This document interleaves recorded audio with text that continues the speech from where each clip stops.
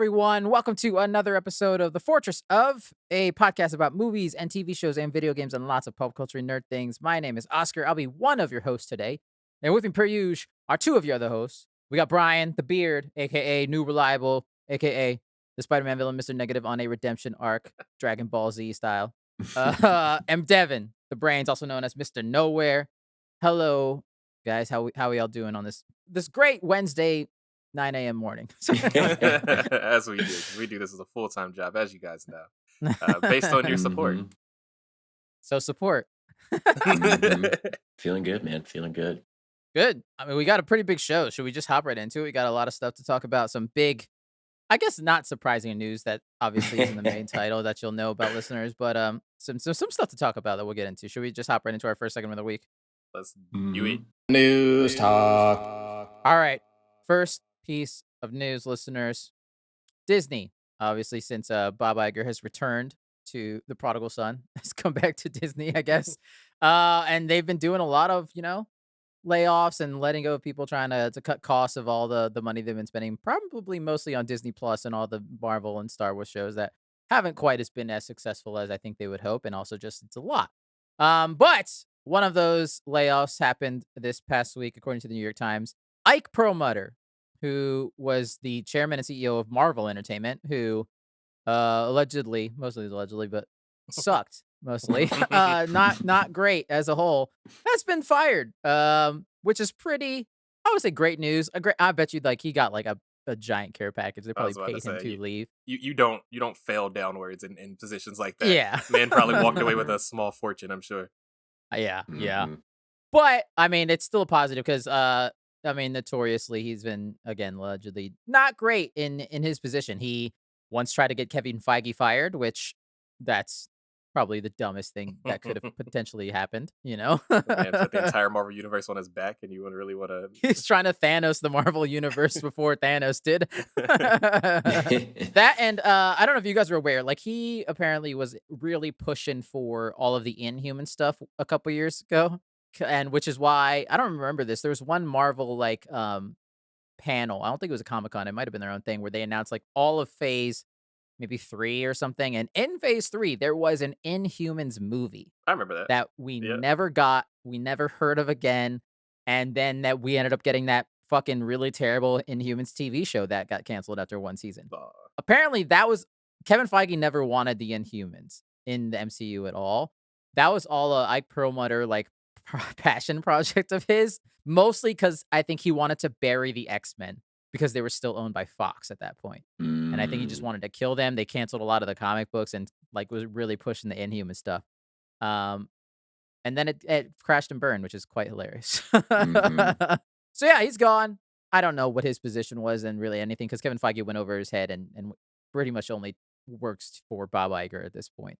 I don't know how much he actually affected the MCU at this point anyways, but either way, it seemed like a not a great human being, allegedly, is gone from a thing we care about. This is interesting for Marvel, because Marvel seems to be doing similarly to what DC is doing in restructuring, but they're ahead of the curve. They're being more proactive than reactive.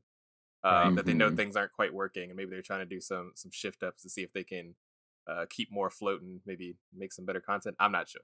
I just thought that was interesting, that DC is currently going at the very bottom of the barrel to start doing this, whereas it seems like Marvel is doing it before things get too bad.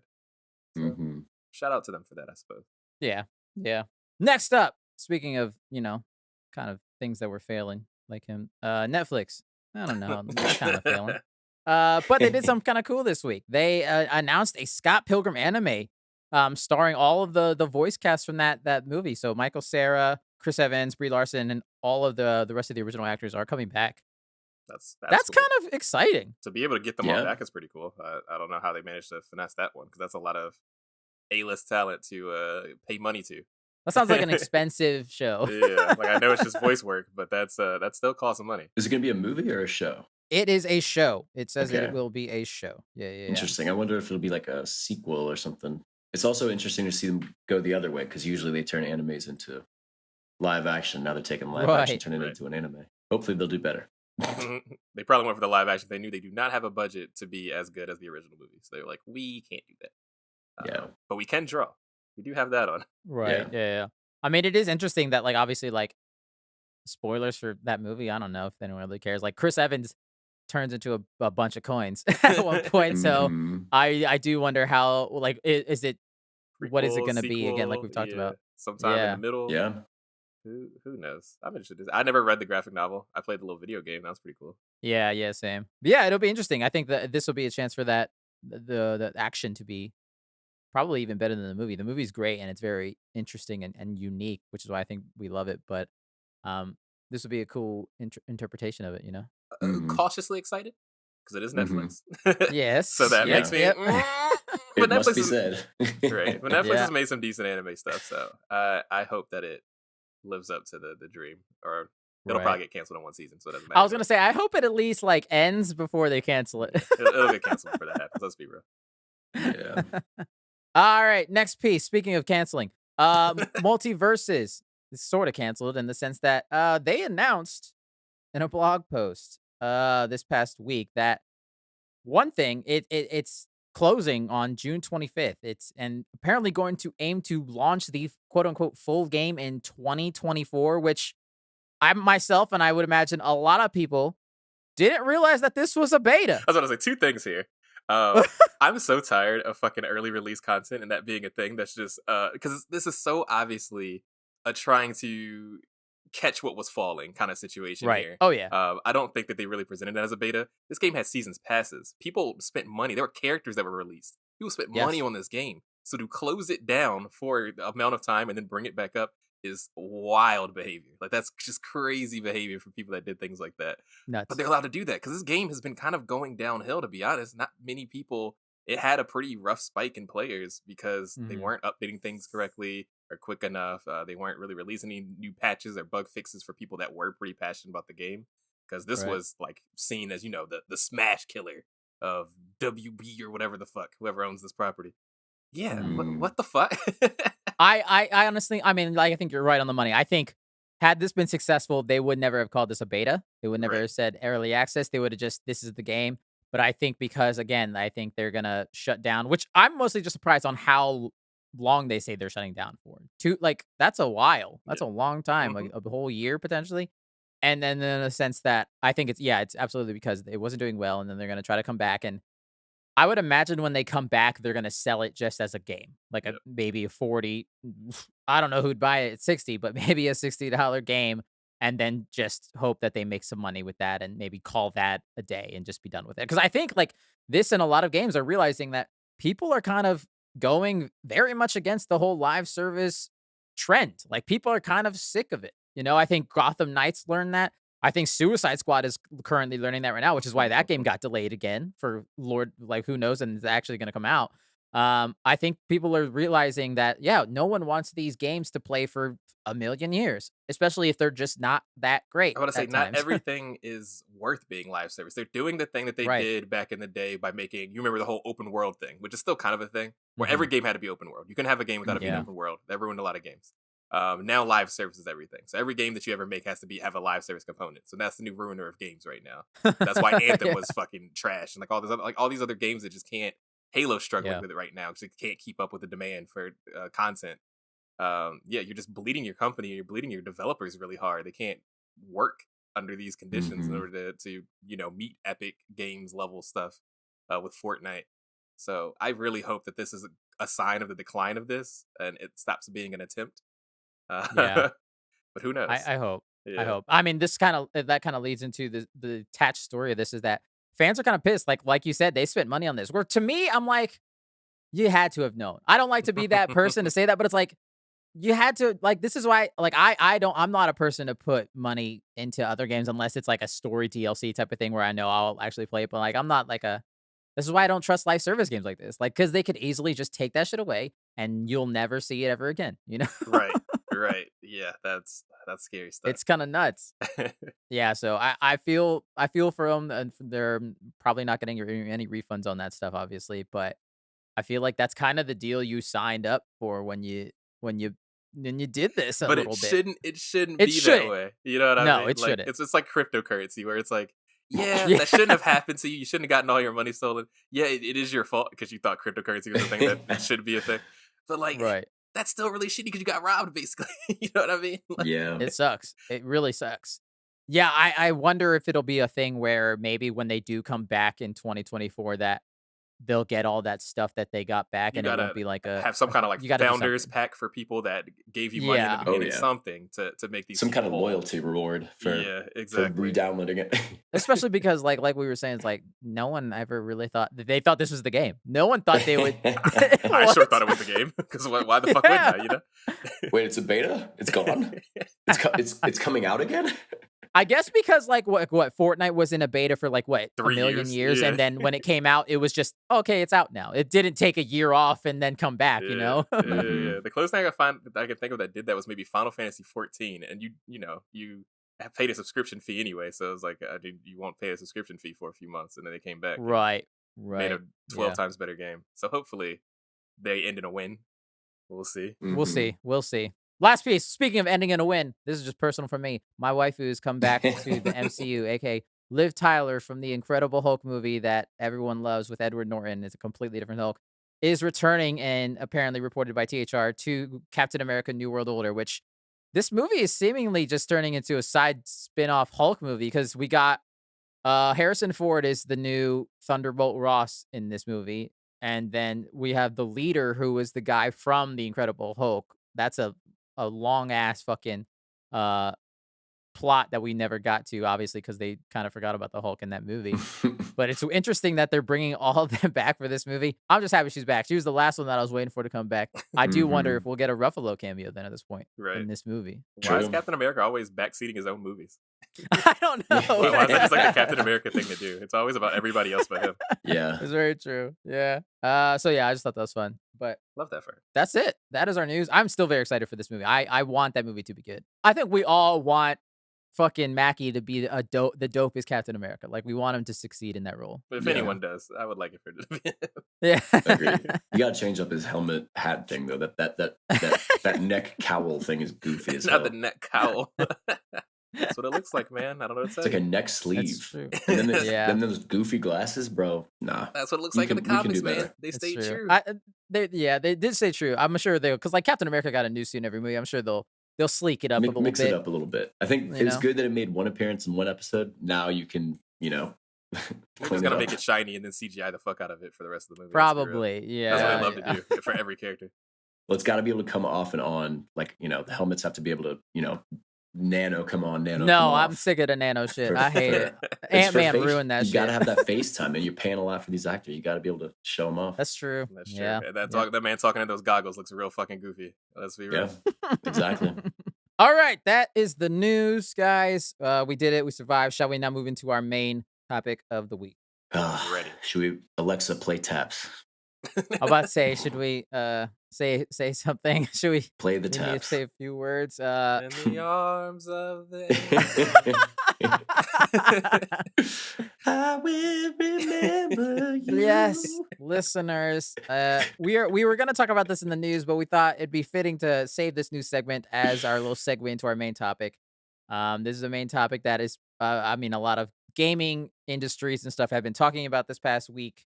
For obvious reasons. That is because we are in the fortress of rest in peace E3 1995 to 2020. When was the last time they had one? 2019? It's kind of 2019, 2020, 2021. I think they came back in 2021. They skipped 2020, but then yeah. Somebody cue up the meme shitty flute music for a sad song to play on that, because that's basically how it. Let's pour one out, guys. Pour one out. It didn't die in a great blast of fire. It died very sadly on the street, alone. Will Smith, looking around at the end of French Prince meme. Right? It's just looking around an empty room. That's just the E3 convention of 2020.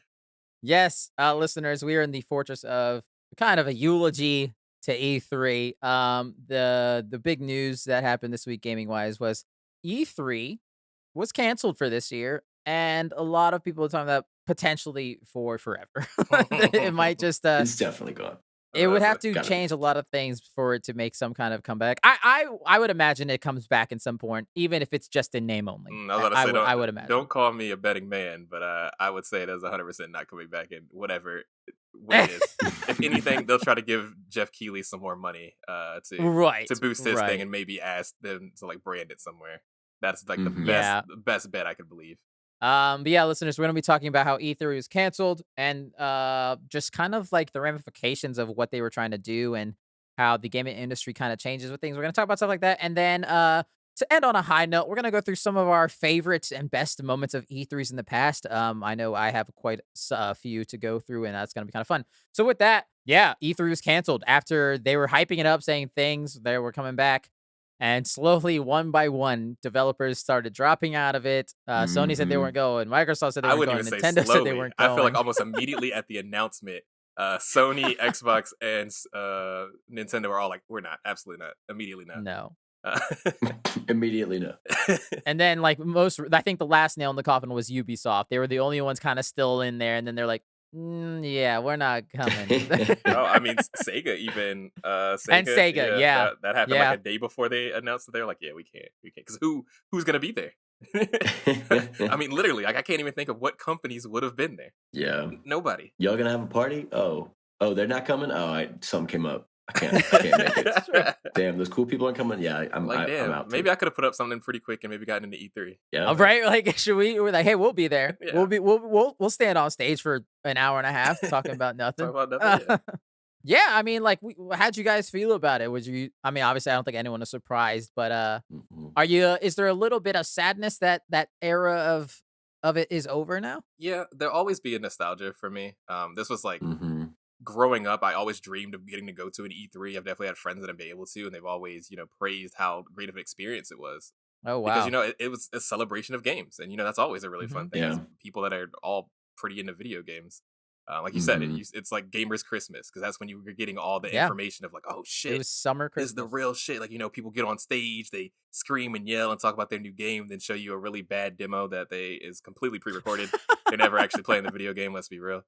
And it was just a great feeling. It just brought everything together. And now we're in this kind of like almost disjointed space.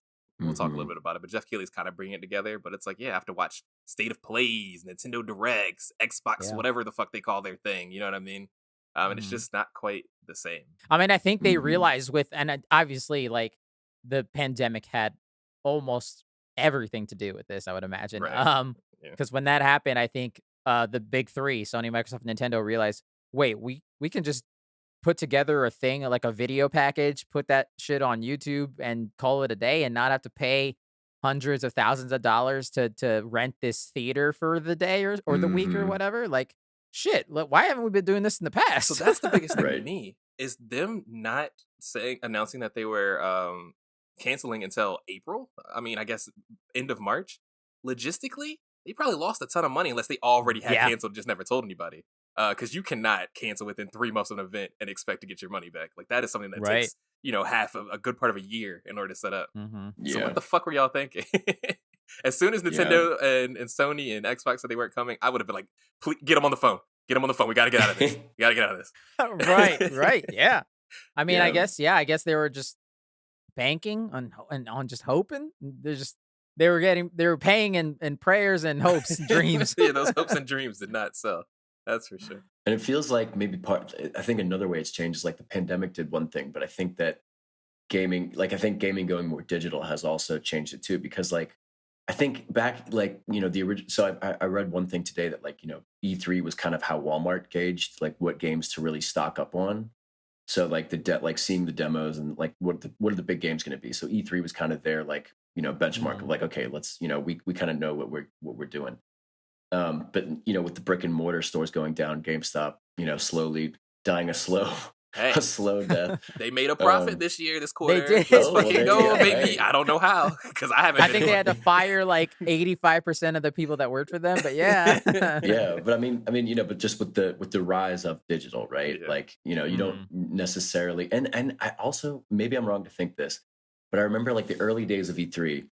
Right, you would actually tune in for like specific games. Like I'd be like, "Ooh, I want to see what this game, like Halo 3, Halo. I want to see what the new Halo is going to look like. I want to see what this new, what like Respawn is doing next, right? Like, and you would actually like kind of decide whether or not you're going to buy that game. I feel like now the battle lines seem kind of more set, and I think maybe back then it was more of Xbox versus PlayStation, like the rivalry was kind of more intense. Now it feels like the battle lines are kind of set. Like you either are a Sony person or you PlayStation, an Xbox person, or you have both, whatever. But like it doesn't feel like the rivalry is the same as it used to be. That they don't really have to convince people to buy just their console or just the other one. You know, like that's one way it's changed. I think you brought up a good point, talking about the fact that it's like where you kind of go to like see those games that you're excited for. Like you said, the way the digital world has changed, the internet's made much easier to get into. Yeah. Most of the time, I see things about video games that I'm interested in throughout its development on Twitter, Right. or like on a news thing, yeah, stuff like that. Like I saw we were talking about Dragon Age off air.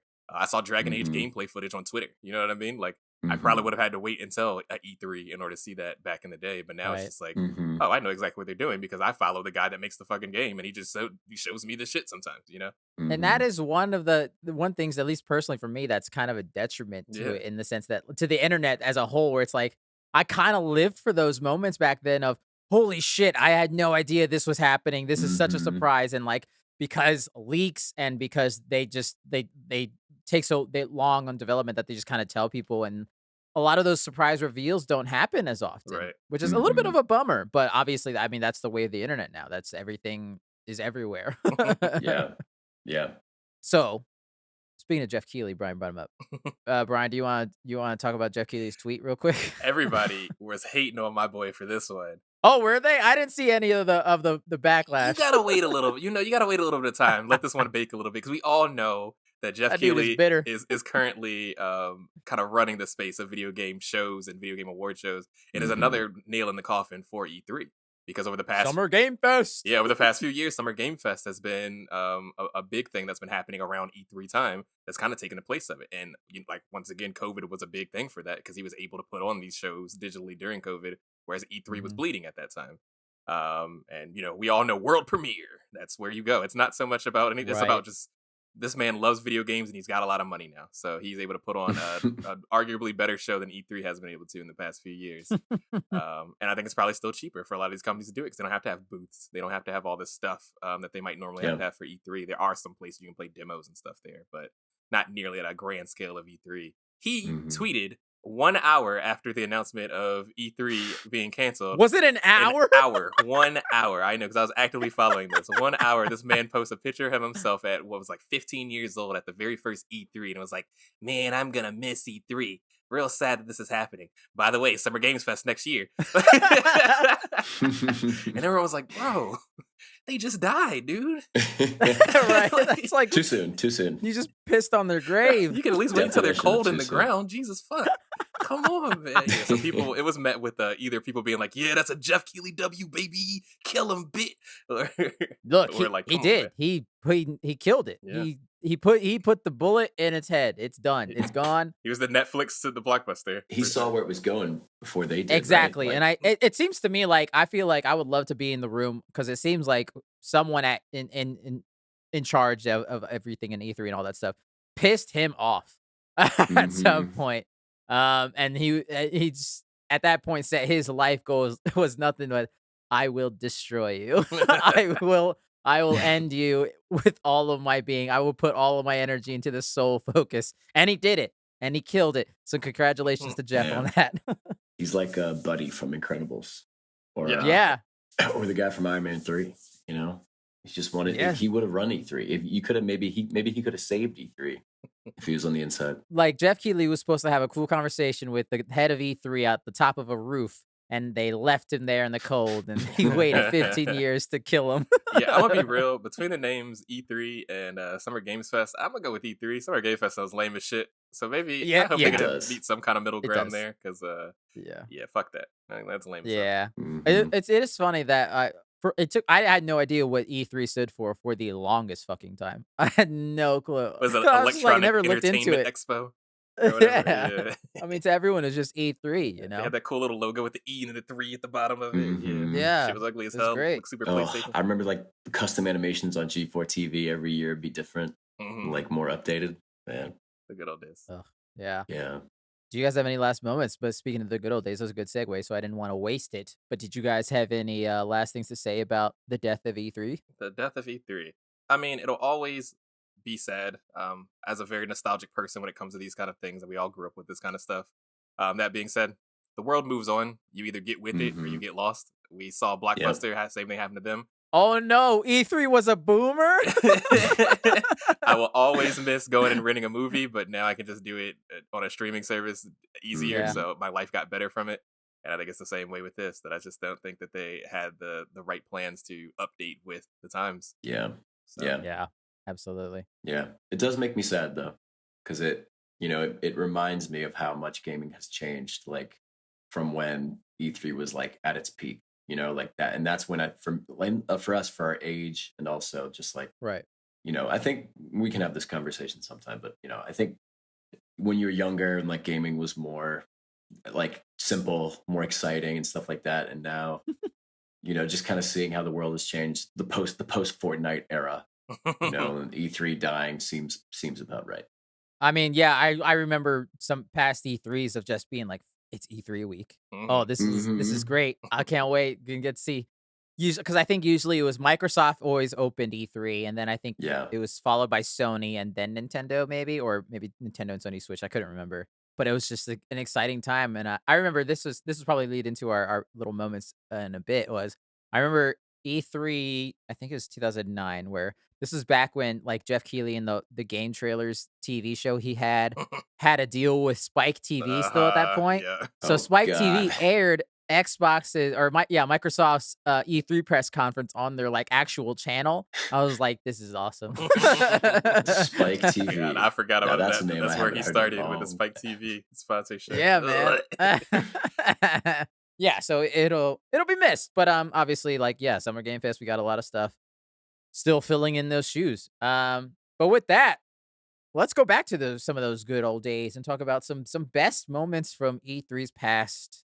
Personally, these are not like obviously like best of everything, and these are all subjective type of things. Brian, do you wanna start off with one of that you got? I want to start off with one that is probably one of the hypest moments I've been in my life. As you guys know, I do love a good Halo. I bought the Xbox 2001 just so I can get Halo. Me and my brother, that was a big thing for us. We used to play 1v1 all the time. We were fucking awful at the game, but that was before online game became a thing.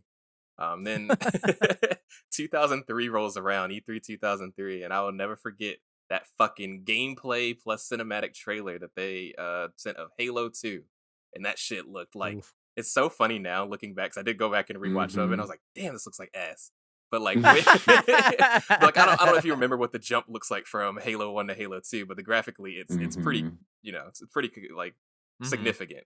God, that shit looked amazing. Like we thought we had made it. Just like it was one of those moments in gaming that you were just like, we made it, boys. This is the generation of gaming right here. Let's fucking go. Right. Because it was also around the same time that like Xbox Live wasn't very big yet, but they were trying to like update that as well. And that was also part of that E3 that they were talking about that. And Halo 2 is honestly the reason Xbox Live sold so well. God, that shit was good. That shit was really good. And a little side note, it did lead into 2004 when they did finally give the release date at that E3. Homeboy got a tattoo on his arm that said November 9th and then a Halo 2 symbol. Shit looked dumb as fuck because it was the only tattoo he had. I really hope it was fake. That is very 2004 E3 thing to do. Because that's the thing. People just do off the wall shit, and you just always wanted to like see that kind of stuff. To be like, hell yeah, brother. That's so stupid. Like, like, what's wrong with these people? Absolutely. That's amazing. Yeah. I mean, I did like I also looked at a couple like best moments lists to find some random ones, and I obviously saw the Halo 2 one on all of them. I personally no connection. I probably didn't even see this because back 2003, like I wasn't as into the whole online gaming aspect of it really. Also, I was a PlayStation person, so Xbox. I mean, I only heard about Halo through friends in school, but never touched or played it because I just never had an Xbox. But yeah, I saw that on every list. It was towards the top, so clearly a fantastic moment. It's funny you say that. I'm glad you brought it up. Because in a different world, had Halo like never came out or something else replaced it, I would have been the same as you. I was a JRPG fan. I was playing all the Final Fantasies and stuff like that before Halo came out. I wasn't even a big first-person shooter fan, so Halo completely changed the trajectory of my gaming career for sure. I would have never, if I never had an Xbox, I would have probably never played a first-person shooter, never competed in video gaming at all. Like, it's just really weird to think about that kind of stuff. I got one. I'll start with a pretty obvious one. This is the kind of the first one I thought of. It's The Last of Us's gameplay reveal. So we'd already known the game existed, but the gameplay reveal back in E3 2012, which kind of thing is crazy. That's so long ago. It ended Sony's conference, obviously, but the way they did it was just such a mic drop moment. And it was awesome in the sense that the game starts and you know it's The Last of Us, and you see Bruce Straley, one of the co-creators of the game, on stage with the controller in his hand playing it. And it's just like a one spotlight on him. So it's like very like harsh lighting on his face. You can't really see him very well when he's playing it. And one of the moments of because I also went back and watched these and you can hear the audience reacting. And one of the greatest moments in that demo that like got me as well, I remember watching, was as Joel, you're fighting it through a bunch of dudes in a hallway or whatever, and you run out of ammo and you fire at the guy and the gun clicks and you're like, oh shit. And the enemy's like, I know that noise. I'm coming for you. And you're like, Joel crouched on the ground, and all of a sudden you hear Ellie from the other side of the room go, hey, motherfucker. And she chucks a brick at him. And then you, as Joel, run towards him and knock him out and kill him. The audience flipped their fucking lids when that happened, because it was just like, holy shit. She's not a worthless NPC. She can help you fight. That's amazing. That's really good. I love that a whole lot. Because I don't remember that one really well, but I know I probably was like, yeah. Oh my God. And then it just ends with you like just executing a dude on the ground, and it just cuts to black, Last of Us, and then Naughty Dog doesn't say anything, because usually they'll play a demo and they'll kind of talk about it afterwards. Naughty Dog, he just dropped the controller on the table in front of him and walked off stage, and that was the end of Sony's conference. It's amazing. It became the best-selling game on PlayStation 3. Yeah. So that was the obvious one. That was a great one for me. I just remember, I'm thinking more of like the G4 aspect, because I think that G4 is what would air it, right? So I remember that's like how I watched it usually. They would have like a lineup of like games, like, you know, and they'd be like, oh, you know, first we're gonna cover this one, then we're gonna show you this, and this. And I remember like I specifically knew the schedule and like went to my grandparents' house, because we didn't have cable at my house. So I went to my grandparents' house so I could see Pandemic made a Battlefront-esque game. Oh, the Lord of the Rings one? Yeah, the Lord of the Rings Conquest. Fuck and man. I played the shit out of that game after it came out. Yes. But man, like I just wanted to see the E3 like coverage of Lord of the Rings Conquest, and like just one of the super nerdy developers was like talking to the guy that was playing through it, and man, the gameplay, it was like exactly like what you wanted, right? Like you pick your class just like Battlefront, awesome. You just run around and fight orcs and like fight. So very repetitive game when it really comes down to it. A lot of issues, not very good graphically, but like the E3 hype for it was like it was so cool. So yeah, that one made me sad, because I think the Pandemic, like they died like a month after that game came out. And I was about to say, I haven't heard of that development in a long time. Fuck, that sucks. But speaking of like Jeff Keighley, I remember, because I used to watch the Game Trailers TV show that he hosted, depending on the game, and there was an episode about that game and Pandemic, and I was like, oh, this is the greatest 22 minutes of my life. This is awesome. I can't wait to get this game. Yeah. It was always funny on G4 too, like having Adam Webb and Morgan Sessler. Morgan Sessler. Adam Sessler and Morgan Webb. You just married them together. He just Wait, is it Adam Sessler and Morgan Webb? Yeah. That's what it said, right? Morgan Webb. Wait. He said Morgan Sessler and Adam Webb. Well, anyway, it was cool. It's like G4, like they had the other people from Attack of the Show would usually be there too. I think. I remember fucking Olivia Munn. That was where she started her fucking career. That's where she started. She was just a model at first, not just a model, but she was a model. Then she got on that show. Right. But yeah, G4. I mean, X-Play, man, missed the old days of X-Play. So I don't know. Like E3 nostalgia for me just goes over with X-Play. Yeah, I also when I was in high school, I was like a big Xbox zealot, so I'd always be like trying to tear down like Sony whenever they show Sony stuff. And be like, look how lame their display is. Like that sucks. Stupid. That honestly doesn't surprise me in the slightest. Devin's the one of 3 people I know that owns an Xbox One. So like they're just so much cooler, dude. Like look, they got a giant cutout of Master Chief. Like, oh wow, their shirts are so much cooler. Like, bro, Sony shouldn't even try. Like, and for a while, I mean, yeah, like as a PlayStation player, I know that Microsoft owned Sony for a good generation. They were crushing it.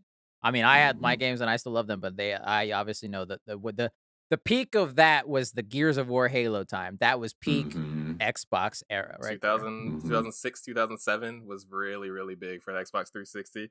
And I can actually talk about a good moment about that, because that kind of leads into one of the ones that I was gonna talk about, was how the Xbox 360 whooped the floor with PlayStation, because their announcement in 2006 about that large ass price tag did not go over well. $5.99, boy. It was met with some boos and some issues, and the PSP was not looking too good.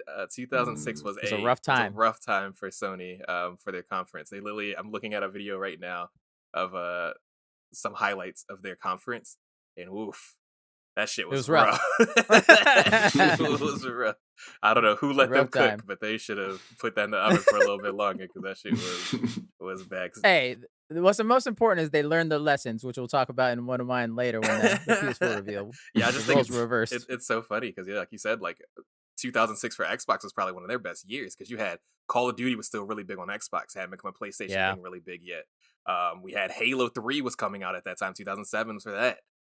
Gears of War was really big. We had Cliff Bleszinski still being super weird on TV back then.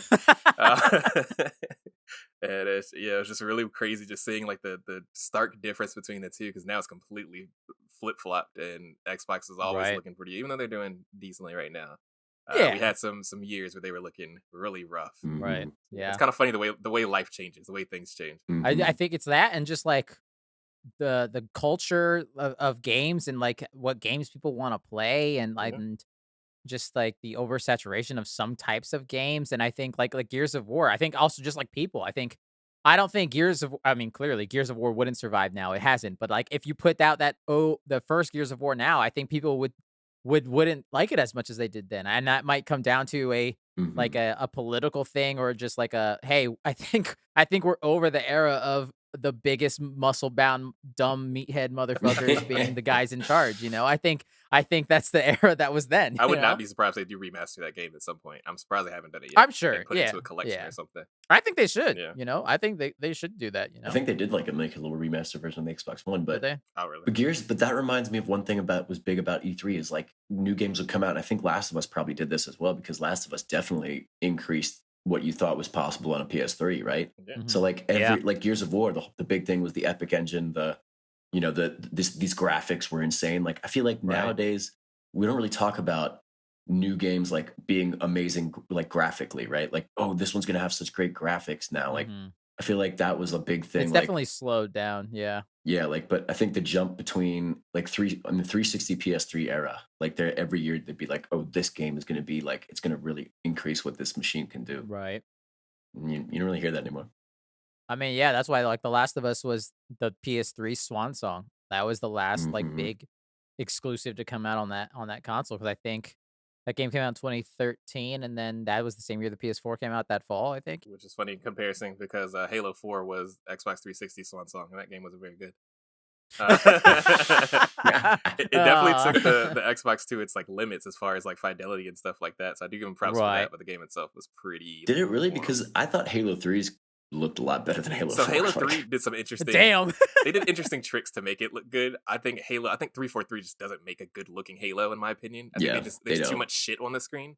And they use I think they make good cutscenes. Yeah, they do make good cutscenes. I'll give them that. But yeah, I do think they add too much shit on the screen, and they make that be like, well, this looks good because look how much shit's on there. And it's like, my eyes can't focus. Halo 3 had a sleekness, a simplicity that I think was really well done. It was also randomly like 900p, not 1080. They did a really weird thing to like upscale it, but it was like the first game to be like better than 720p at the time. That was a whole, sorry, a little aside, but yeah, that was a whole. No, I like that. 1080p. I remember that. I got one. I'm gonna go back to E3 2016. I'm talking the God of War 2018 reveal of this brand new kind of revamped, rebooted Kratos and world. That shit caught everyone by fucking surprise. I feel like there was a lot of people really. I don't know. I feel like there was a vocal minority that was very angry about this new. I'm sure. Angry? Like, this ain't my Kratos. Yeah, exactly. It was definitely a lot of that. He uses his inside voice. I was pretty heavy on Twitter back then as well, and I remember people being really pissed about it. I was like, huh? I think the only thing I was like, a little bummed about was that they changed the voice actor. Yeah. Obviously, that changed completely as it went on. I think Christopher Judge is fantastic. But I think that was also the big deal for most people. It's like, why'd you change his actor? If it, type of thing. I think, yeah. But I do kind of vaguely remember that as you bring it up. But yeah, that was an insane reveal.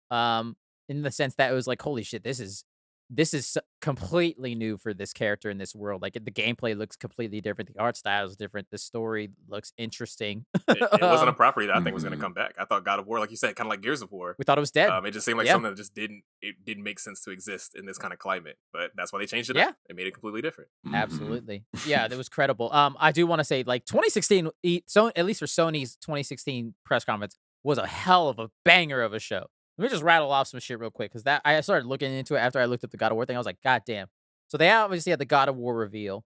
They showed off Days Gone, which that whatever. No one's talking about that. Yeah, that game once they fixed it, it wasn't so bad. It looked. I mean, but in that's a game that's like made for E3. Yeah, holy absolutely. Shit, this is going to be insane, and then just don't actually play it. But like, just you can always go back to the trailer. right. Yeah, it doesn't take away from how big the moment was, sure. but rather So, the Last Guardian got a release date at this conference.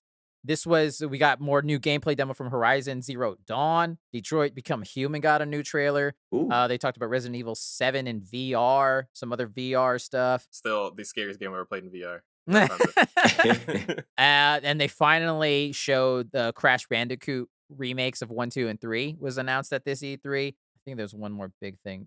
Oh, Spider-Man. I was about to say, was Spider-Man not on there? Because that was 2017, wasn't it, when that came out? Insomniac Spider-Man got the first show, like, reveal there, and that was nuts. Blew everyone away. That was the big send-off, I think. Another random thing that I feel like came out of nowhere. I did not think of Insomniac was going to be working on a fucking Spider-Man game. What?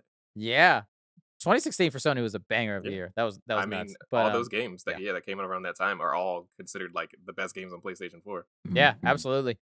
Yeah, so that's my other one of my other ones is that, and they also that conference they also had a live band. They're playing a bunch of the music intros into the like they pulled out all the money for this, and I was like, God damn! And then Jeff Keighley immediately stole that. Right? Yeah, he was like, "We're gonna be doing that as well. Thank you." Yeah, absolutely. Did you have another one, Devin? Have we talked about another one from you? No, I mean, I think just for me, it was I've told you my memories. It was a feeling for him. I get it. I mean, it just makes me nostalgic for like X-Play and G4. Yeah, I mean, rest in peace G4 as well. We didn't talk about that really. G4's gone. Yeah, they tried to come back and they also that died. was another really shitty thing that everyone found out they were fired from the internet. They didn't know. Damn. Yeah. But see, but you also could not, like, I looked at some old X-Play reviews and holy shit, could they not do that today? Like, no. At least not in the same way. There was a recent thing that they got a lot of flack for that kind of came back around where they were being hella racist to Asian developers. And those clips had gotten reshown. They re-popped up on Twitter, kind of talking about how, like, we really don't have, we don't treat game developers from Japan equally, and they don't like the term JRPG for Japanese RPGs because they think that has a certain connotation to it that's negative. Right. And then that popped back up, and that shit was bad. They were just making like it was just they might as well said slurs. We don't need examples. They might as well have said slurs at that point. They were just saying some off the wall shit. But they did. Well, they did slurs that are now that maybe at the time were a little more, you know what I mean, on their way out. You know what I mean? Right. But like I watched one on YouTube. I was like, holy shit! Like, and as a kid, I was probably laughing at this. Like, it's another place where it's like this was a very much a thing of its time and can't exist now, and that's what they were trying to do. Basically, what E3 was probably trying to do as well, and trying to grow with the times and just couldn't. They tried to make a YouTube channel and all this other shit, and just nothing came together. They just put money into something that just wasn't working. We just have other spaces for this stuff now, which is so funny. Just going back to the whole E3 thing is like Netflix did really well when Netflix was the only thing, and then we got all this other stuff. Right. E3 did really well when it was the only thing. Then we got all this other stuff. G4, then we got all this other stuff. We have YouTube now. We don't need you anymore. You know what I mean? Like, right. It's just so funny the way that kind of like the saturation destroys the creator. Like when you do something really well, you almost have to expect to die. Well, yeah, I think a bit. I mean, this could be all kinds of industries and topics, but I think like the kind of the first one to the water hole, right, isn't necessarily the one that drinks the most. Like they, like they'll like E3 or G4 or whatever. But then I think because you're kind of set in what you build, you're less flexible and nimble to be able to adjust. And some organizations and things can adjust, but if sometimes your kind of path is set in a certain way, you can't see what people behind you are seeing a little bit better. Right. And it just gives other people opportunity to improve upon what you've already done. And then it's like, well, they're doing it better. And it's like, oh, they only got there because of what we did. You know, and it's just sadly that's how it goes, dude. It's just a really funny thing to see because it's so obvious now that we see it. Yeah. But I would I think it could be a space. I mean, maybe this already exists on YouTube. I'm sure it does. But like, just like funny reviews of video games. But the thing is, it's like now it's like you would only watch, because like then you would watch reviews of video games that like that you probably wouldn't even play, right? But you just watch them just to see them because it was funny. I mean, that sounds like a YouTuber that I know, Video Game Donkey, basically does that, where half the time where he reviews a game, he doesn't even talk about the game. He's just making stupid jokes instead. But I watch it. Games that I'll never fucking play. I don't care about those games. Right. But I watch it. He's funny about it. Yeah. So the rise of YouTube just made it, they're a little bit more, what do you say? Like they just can't be as clever or maybe good as some YouTube channels can do better. I mean, it got to the point they were just stealing YouTubers. They just got, I know a bunch of people that I like to watch on YouTube were part of G4. Oh wow. Yeah, the like completionist Gerard, he was on there. You would probably like him, Oscar, because he just 100% every video game ever. He recently is in the news for buying every single eShop game for the Wii U and Wii because they're all going out. Oh, he was the one that was him that did that. Yeah. Didn't he spend like $22,000? Like 10,000. Jesus. What did he do? He bought every Wii U. He bought every single game on the Wii U and Wii eShop because they were both they were getting rid of them, so you couldn't buy those games anymore. So in order to keep it as history, because it was kind of like a commentary on the issue with digital products, like preserving them, archiving them. Yeah, so he bought them for archive purposes, and he spent $22,000. Especially because Nintendo never lowers those prices on their games. That shit was full fucking price. They might have taken $3 off because they liked you a little bit. That's the best you're gonna get. Final offer. It's $48 instead of $50. Jesus. I completely forgot about the Wii U. As you should. I think most people did. It's so funny because both the Wii and the Nintendo Switch are two of the highest selling consoles of all time, and then the Wii U is the lowest selling console of all time. The Sega Saturn sold better than the Wii U. Like, damn, it's so funny. That is how sad. they missed the mark so much on that, but then still managed to do so well right after that. Like, I don't know. It's something that needs to be studied, honestly. Yeah, so what the fuck? That's what I'm saying. Like Nintendo, fucking, they bounced to the beat of their own drum, dude. They just be doing anything. I don't know. I don't understand how they allow it to just exist this way, and it works. Yep. Brian, you got another moment for us? I do got one that just was really funny to me that I saw because I was thinking about games that I really liked and what kind of happened when they were announced. And it was Rock Band in 2007 when they first announced that. Oh wow! And they got some vice president on there to like play with the people. This is one of the things where it's like, fake it, pre-record it, just fake it. Yeah. Don't do it live. They had 3 people on there, singing, guitar, drums. When he got on guitar, he obviously had never played this game before in his life. It was really embarrassing. He was playing on beginner and still fucking it up, and everyone else was playing on expert and doing really, really well. Because I think they probably did they have no fail on? They had no fail on, thank God. But they definitely. Thank God. I'm assuming everyone else took a couple weeks to like learn how to play the game so they can get pretty proficient at it. So show for the crowd. You know what I mean? I guess he had too many meetings that week, so he didn't get the memo for the practice sessions. That's a 2000 thing to do. Wait, did he have it on easy? He had it on beginner, but they don't even think there was. Okay, it was. I guess it's probably easy back then, but he had it on whatever the lowest mode was, and he was bad. Well, they should have made him play bass. But you could survive on bass. Just don't make him play. Just don't play. Right. It's just that's like what Ubisoft still does to this day, though. That's like the shit they still be doing, man. Another company, they just be doing anything. I love that. Yeah, they just absolutely. That is fucking fun. Yeah, I mean, hey, speaking of E3 vice presidents, I mean, the whole T-shirt under a suit jacket with like jeans and like they were hoping we're getting away from that. I'm hoping in 2023 where we've learned that that's the care and haircut of gamers. Like, just don't. Oh man, it's so goofy. The wardrobe, man. I think it'll stay forever. I immediately think of people like Justin Roiland when I think of someone that would do that. Anyway, they gotta show up the game. They gotta rep the game, so they always wear the game shirt and then a black blazer. If you're wearing a T-shirt, just why even put a suit jacket on? Just please don't. Just go casual. That's true. Just wear a hoodie, dude. Full casual. Yeah. Full casual. That's so funny. Yeah, hoodie. I mean, good lord. But yeah, E3 fashion. Like nerds trying to be fashionable. And like I feel like you'd see it in like pundits and stuff, like interviewers and things like that. They'd be wearing some. This is one that I missed. This is definitely like an late 90s, early 2000s thing where they would just put the game T-shirt over top of their suit shirt. You've never seen that before? Oh yeah. Microsoft was a really big offender of that specifically. I remember that they would just put, you could tell like they got the shirt in the back as they came in. They're like, oh shit. Yeah. Okay, I'll just put this on it. It's all like disheveled and ill-fitting. a medium when they wear large. Yes. Yeah. Shirt all puffing out. Yeah, it was despicable. Oh, so that's honestly, funny. we've made a step forward. We've gone further. We've done better. That's true. Yeah. Yeah. Oof. I mean, yeah, if you've seen Jeff Keighley's kicks, every time he's has one of these little things, he's rocking some. He's got like a new pair of shoes on every time he's on My stage. man's definitely a sneakerhead because he got the money to be. Yeah. Mm-hmm. I got a couple real quick ones that we can I'll rattle off. E3 2013. This is a pretty special one. The Kingdom Hearts 3 reveal. A game that I still haven't played, even though I love Kingdom Hearts.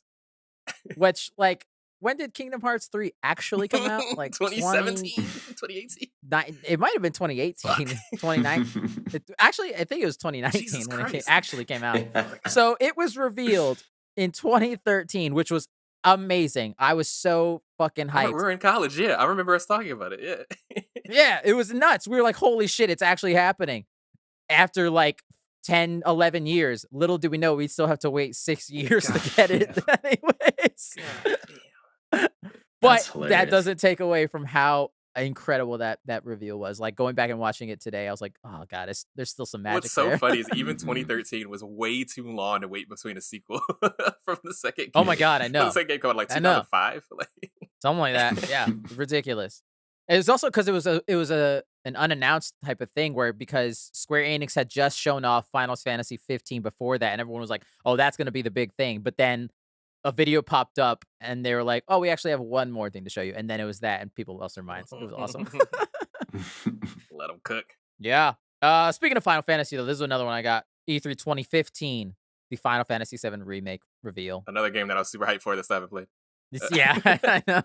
That was very much like a Kingdom Hearts thing, where it's like everyone had been waiting for this for years, just like remake 7, and they finally showed the fucking trailer, reveal trailer for it, and people lost their minds. This shit made me want to cry, just because like the just what they showed. It's just like it going back into just like how much video games have changed in our like lifespan. It's just so incredible that it's like I remember walking through this fucking city and being like, damn man, this shit looks crazy. Like that's so cool. Look at that. And like this is probably what I was seeing in my little boy mind when I was playing this game, was like the expansiveness of this. Like it's just so crazy that in my lifetime I'll be able to see that. Like that looks like real life, or as close as I think real life is right now. Yeah, that's cool stuff. Still haven't played it. Yeah, played the demo. That was cool. You played that, haven't you? Not? I haven't beaten it. I played the very beginning. I haven't set it down. Yeah. Oh shit! I wanted to get it on PC. I started playing on PS4, and then it came on PC. But I'm waiting for it to be less than $40, $25. Yeah, fair enough.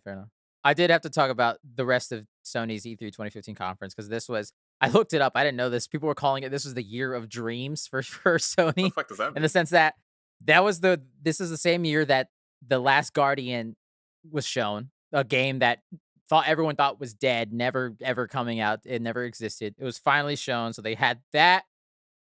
Horizon was shown for the first time. Horizon Zero Dawn. Obviously, I talked about the Final Fantasy thing. The brand new Hitman, which started the generation of these new Hitman games that people love, was shown. And then this was when they revealed that Shenmue 3 was actually coming it was actually a real thing. A game I still also haven't played. I love Shenmue. God, I hear that game sucks though. I don't want. I mean, I played it back on Dreamcast. You know what I mean? And it's not a fun game, I wouldn't say, for most people that don't have nostalgia for it. But it's definitely an interesting game. It did a lot of new stuff. I doubt Shenmue 3 does, but the other two definitely have a very special place in my heart. Yeah. And then it ended with some Uncharted 4 gameplay. Like that was a banger of a year too, man. Like fucking hell. I got Uncharted 4. It's still in the wrapper. I don't play video games, guys. I don't think I'm a gamer. Apparently not. Yeah, I don't think I'm a gamer. Being an adult. But wait, sucks. Oscar, I thought you might mention like, because you mentioned how like Xbox was kicking PS3's ass at one point, but then later I remember okay, all right. Do you want to talk about it? I'll lead you in. This was from E3 2013. What do you want to talk about? I was like 2014 on was just Xbox was getting his ass beat. Jesus Christ. Yeah. Well, there was one in particular that stuck out, and I think it's what Oscar's gonna say. So. Yeah. So E3 2013. This is when all of the companies or Microsoft and Sony revealed their new consoles. So we got the Xbox One and the PS4. Microsoft had the unfortunate timing of going ahead of the Sony conference, so they were first. And when they revealed the Xbox One, people were not happy. It was kind of a shit show. It was all over the place. They weren't happy with the price point, and they weren't happy with the backwards compatibility and the used games and all these the things. used game issue. Oh my god, I forgot The all used about game, that. that's what I'm Holy thinking shit. about. I think that's what all three of us are thinking of right now. Is that the used the game. DRM. I remember they got actual boos on the stage when they said that shit. They had to be like, "Come on, come on, guys, bad. now, guys," and it was like, "How could you fuck up this badly? What do you think?" Yeah, it was bad. And then Sony came, like I think either that same day or the following day. And their conference kicked ass, and then the reveal of the PS4. I think they literally made a joke about Xbox as well in that.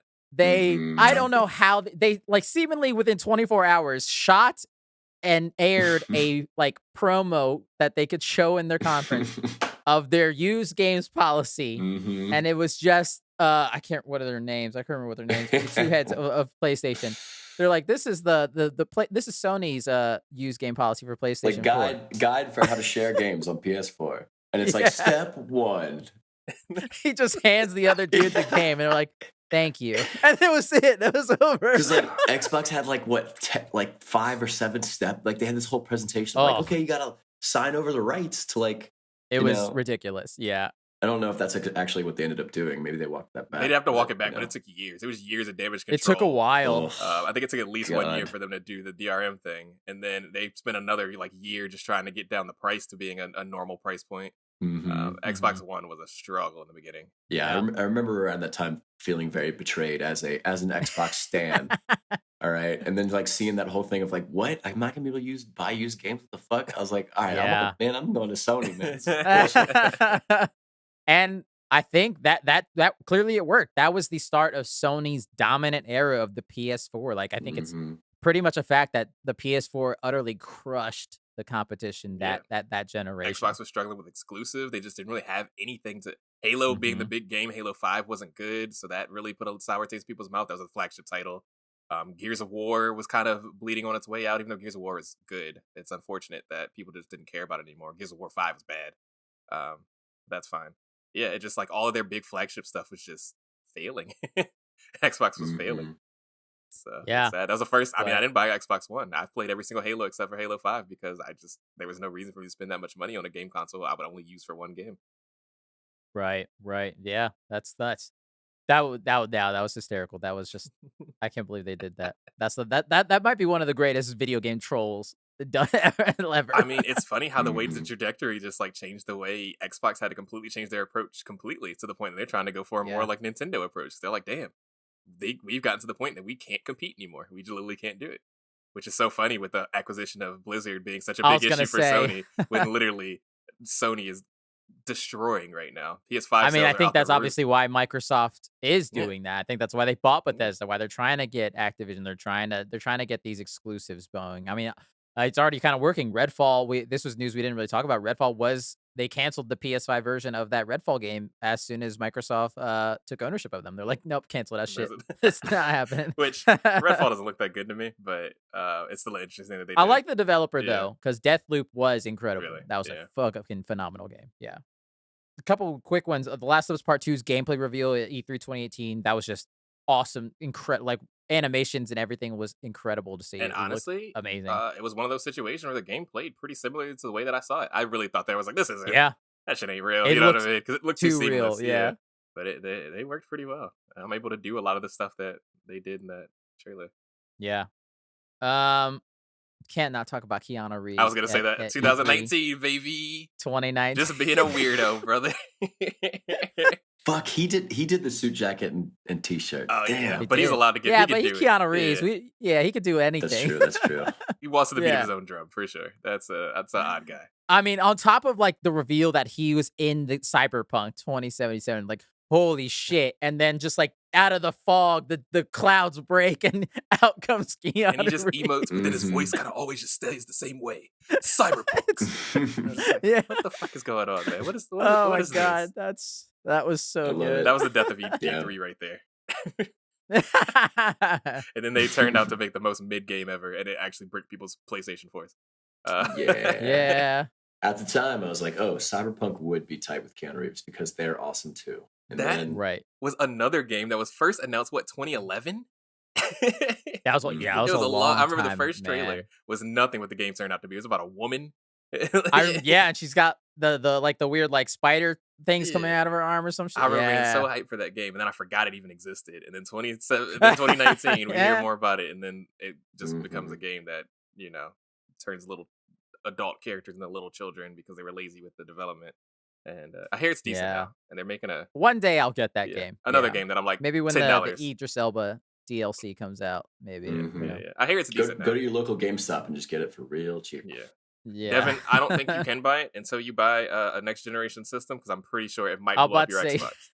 It will blow up. Fair your warning. Xbox. I don't want you to lose your Xbox. They did not fix any of that. They gave up. They left that shit in the dirt. Yeah. And one last quick shout out, E3 2009. I think this is as far back as my list that I can remember that I went. E3 2009, the Call of Duty Modern Warfare 2 gameplay reveal. Let's go, baby. I remember that specifically. This was going back to when I was talking about how Spike TV aired Xbox conference. I remember watching this shit at home, and they showed off the first level of that game. I think it's the snow level where you're with Soap and you go through and you're sneakily tackling dudes, and it ends with a dope ass like snowmobile chase down a mountain. That shit was so fucking because like Modern Warfare, the first one, Call of Duty 4 was like obviously like a generation changing game when it came out. And so the hype for Modern Warfare 2 was unreal. I forget, for Modern Warfare 1, did they do the sniper mission at E3? Because that sniper mission was iconic. But I feel like maybe you don't want to give that away at E3. I can't remember. Call of Duty used to make some really, I don't really know now. I haven't played a Call of Duty game campaign in a long time, but they used to make some damn good campaigns. They did. It was like playing the action movies that you always love to see. Yeah, for sure. Yeah, I remember that, and I don't know if this was at an E3, so this might not count. But I remember there was a reveal connected to Modern Warfare 2 as well as a multiplayer, where they showed off host migration for the first time, and people went nuts because like that was a big thing of like, damn it, if the host dies or quits, and it's like the game's over and everyone has to quit, and it sucks. So the moment I remember specifically, it's a guy sneaking up with a dude on a hill, and he's about to throw a throwing knife and kill him. And then the game freezes, and it shows like the connection issue. But then it goes post migration, and you can just hear the crowd scream and shout. That's so like, oh funny, my god, dude, that's crazy. Because I remember like how host is a big point of contention just for gaming as a whole, competitive gaming online. For that reason, that's why it's so funny that like now it doesn't matter. You don't have connection anymore. There's dedicated servers and stuff like that. But yeah, I didn't realize that was a big thing that people really. Yeah, I completely forgot about that. Halo 2 was abysmal. If you wanted to get past a certain level in Halo 2, because it was just cheaters were so rampant, you literally had to bridge host connection for yourself basically every game. So you always had one guy that just knew how to just fucking route her up. He just had his computer on the other side, and he's like, it's like a fucking hacker. I got connection host, boys. No one's trying to cheat. You're trying to play a real game without somebody with fucking, I don't know, what was the old fucking Game Shark? Lag switching? Game Shark shit. Yeah, there used to lag switch. Yeah, there used to be that shit. They used to host standby and stuff so that your connection would be fucking shitty. So you get one frame every 3 seconds. He used to do crazy stuff to cheat in video games back in the day. And that was a huge issue in Halo. That's so funny. So yeah, host migration's funny. It's wild. Yeah. That's all I got. Is that all the what you guys got for the best of E3 moments? Yeah, those are big things for me. I really loved Morgan Sessler and Adam Webb.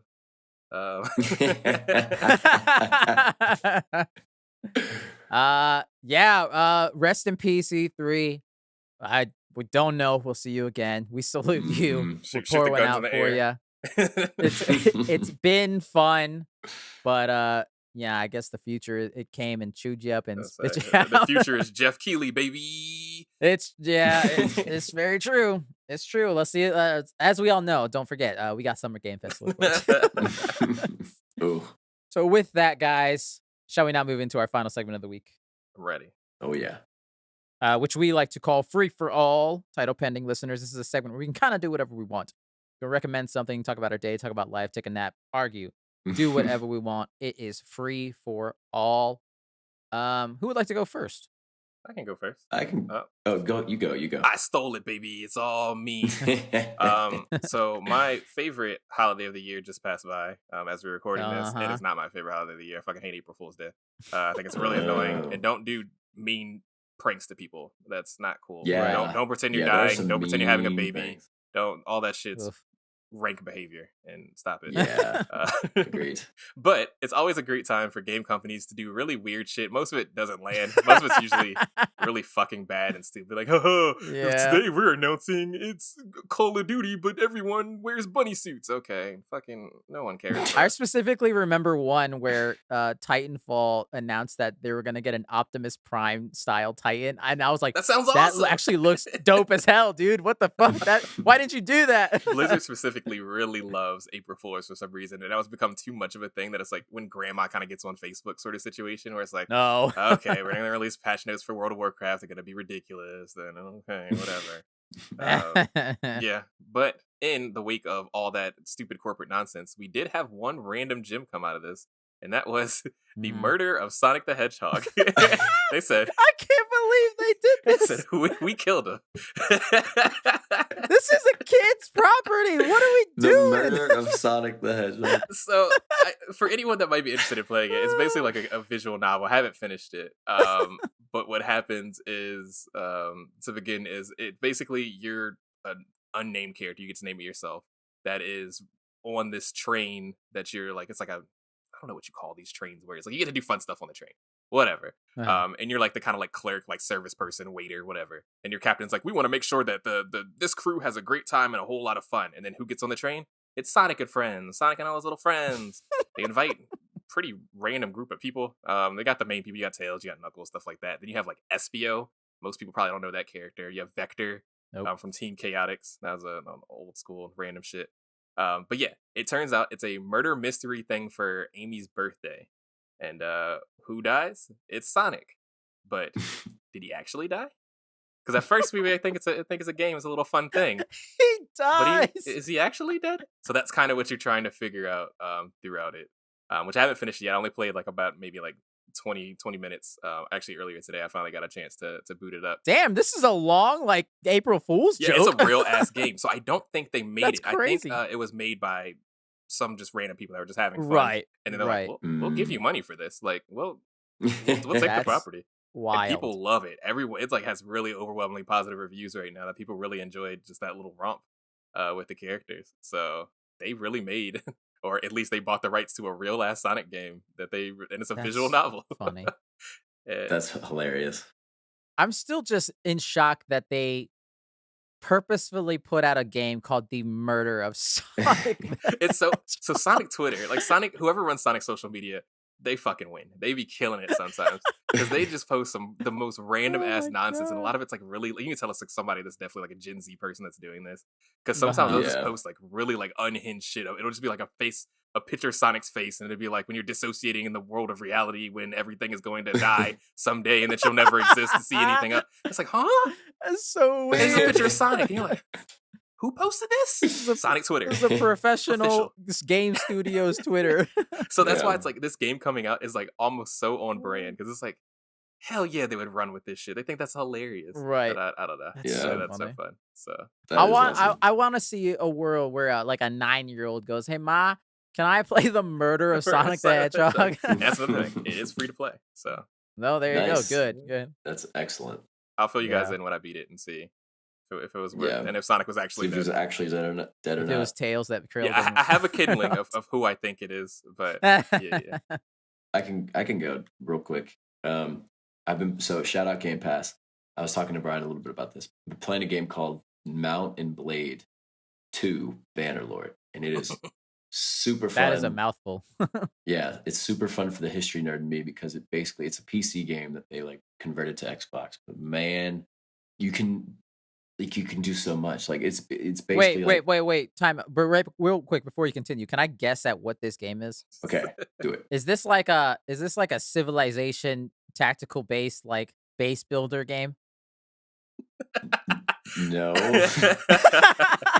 just purely based off you saying it's the history buff in you and that fucking name. I was like, this is some kind of like a what is that? What's that style of game called? Goddamn, RTS, real time strategy. Yes, thank you. Yes, you. Okay, but here's the difference: is that I've seen. I think what got me onto it is I saw clips of it on YouTube, and then I saw it was on Game Pass. I was like, oh shit, like I could play this. But the difference is that it's a strategy game, but you have to do a lot outside of battles.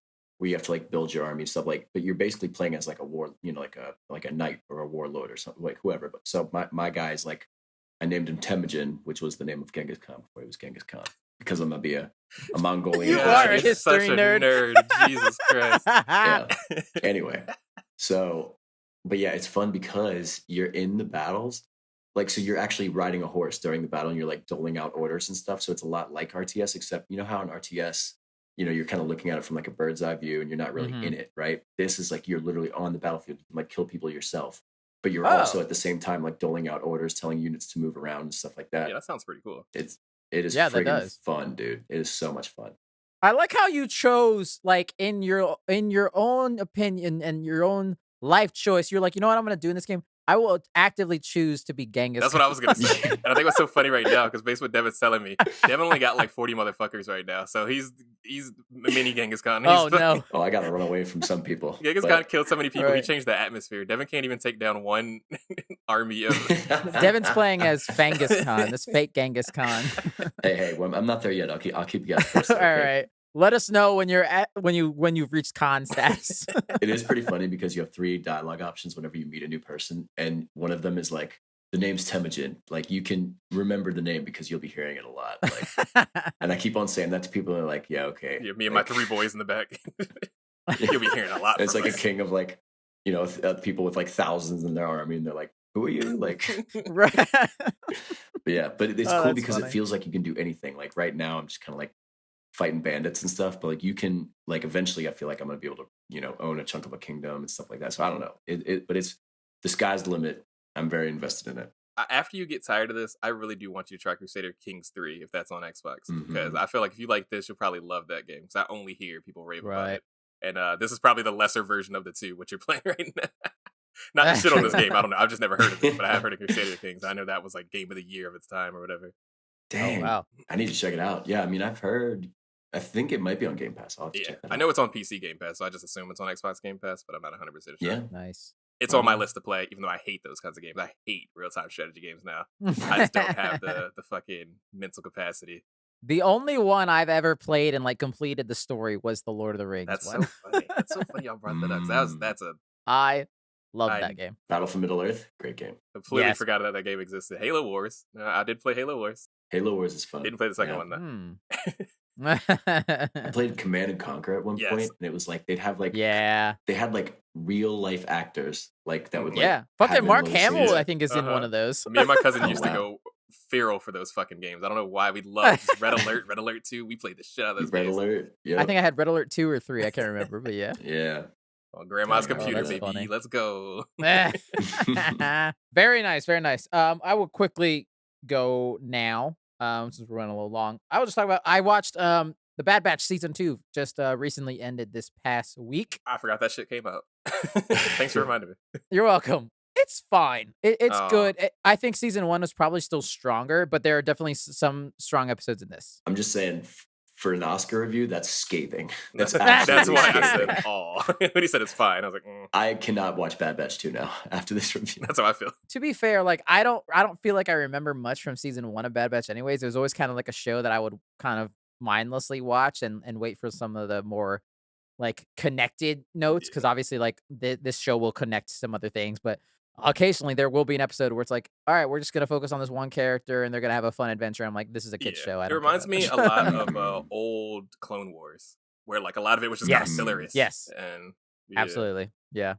But I will say by the end, the final episode was quite honestly kind of dark and quite sad at moments. And I did read a fun headline where it's like, the Bad Batch just created their own Empire Strikes Back ending. No. Like this was their, shit. And I guess in a sense, if the first season was A New Hope, this was very much their Empire Strikes Back in terms of the finale, which they aired the last 2 episodes in the same day. It's good, and I think one of the stronger parts of that show is they do nail the emotional gut punch as well. I think they do, and I think all the clones are very. You get attached to them. I think they do a good job at developing them, and you get attached to them, and you're interested in their story. I will tell Devin that they are much like Mandalorian. They pushing some cloning storylines. So I'm just saying. Oh God. God damn it. They're doing the thing, man.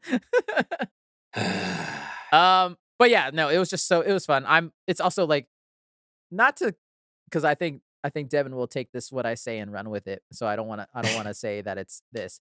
But I would compare this, if anything, to like a CW show that I'll play, in the sense that like that means it's a 3 out of 10. It's fine. Then he said it's a CW show. Just wait. Cancel Disney Plus. You're done with it. only as far as like how I consume it, where it's like I'm not terribly upset if I looked away at my phone or some shit and I missed like 30 seconds every here and then, This is the single most brutal review that Oscar has ever brought to this podcast. It honestly is. I don't know that our listeners understand what this means for Oscar. This show is a 3 out of 10. No one should watch it. I would be screaming right now. Brian would be just rat deep. All right? Like, you cannot watch this. Do not watch this show, viewers. I mean, yeah, I probably wouldn't watch it if I wasn't the completionist in me and the wanting to see all of these new storylines and stuff. I probably wouldn't be watching it, to be honest. But that's the same thing with like the Clone Wars. I think I watched the first season when it first aired, and then I completely fell off until I heard it was leaving Netflix like 7 years later, and then I binged the whole thing in the background. Same thing with Rebels. I did not watch any of that stuff. You know what I mean? I didn't watch Rebels until I think you recommended it to me. But yeah, I mean, I actually watched the first season, and I did enjoy it. I forgot this existed, to be honest. So I'll probably do what you did. I'll probably put it on the side where I'm doing something else so that I won't be mad about wasting time. Where you'll kind of get the gist of it, Yeah. Did they brought in the Clone Commandos from the Republic Commando video game, didn't they? Yes. Was that Bad Batch season 2? I believe so. Yeah. I don't remember the first one. Yeah. So I assume so. That's cool. Republic Commando was a great game, by the way. It was on the original Xbox. It's on PC now. Everyone should play it. Good fucking game. One of the best Star Wars games to exist. Yeah. And then real quick, Ted Lasso's back. I think I mentioned that last I hear week, it's kind of lukewarm so far. I don't think I heard great things. I still love it. I still love this show, man. It's just good vibes, dude. It's good just vibes, yeah. I also heard Succession was lukewarm too. I'll never watch that though. That's about white people, so I don't care. Yeah, I know. I kind of just want to watch it because I know this is the final season, but I'm just like, I don't really want to get into it. I hear the final season's not very good so far, so it's kind of going the Westworld way where it's getting worse. Oh, that's a bummer. That would be a bummer. That's pretty much it. And as usual, shout out to God of War Ragnarok. Hey! That is our show, listeners. We hope you enjoyed it. You can email us at thefortressof@gmail.com. Fortress spelled F-O-U-R. Feel free to email us any questions, feedback, or recommendations, or anything like that. Follow us on Twitter, Instagram, and the YouTube channel at The Fortress of. Tell your friends, tell your family, tell your grandma, tell your cat. Follow the 3 R's. Rate, review, and recommend us. Preferably 5 stars to everyone you know. Thank you, Jackie, for helping edit the podcast. Thank you, Brian, for the art. Alex, for the music. Devin, thank you for being here, even when you're not here. You can find Brian on Instagram at ITZ_, by the way. Alex at Peterson Films. And Devin, you can find him. Where is Devin this week? E3 2004 with Morgan Sussler and Adam Webb. Oh, dude, man, middle school me would have loved to get a date with Morgan Webb, dude. Everyone liked her so much. I remember that. She probably thinks all of us are creepy. Probably. We loved Morgan Webb. Yeah. Next week, you know what time it is, guys. It's time to let's go. It's me, Mario. Chris. I'm doing the voice right, guys, Chris. Right? It's me, Chris Pratt, Mario. Yeah, look forward to that. I think we might be covering that, listeners. But who knows? But man. Thank God that movie's 90 minutes. I'm looking forward to it, though. Really genuinely looking forward to it. It looks really good. It looks fun. Jack Black has got me excited. Yeah. As usual, happy holidays, and put a coat on. Let's go out there. Put on a blazer over your graphic t-shirt. Yes. Yes, please do it. Do it in honor of E3. I want everyone one day just to go out with a t-shirt and a blazer. I want that to be a national holiday for sure. All right, listeners. We'll see you here next week on another episode in the Fortress of...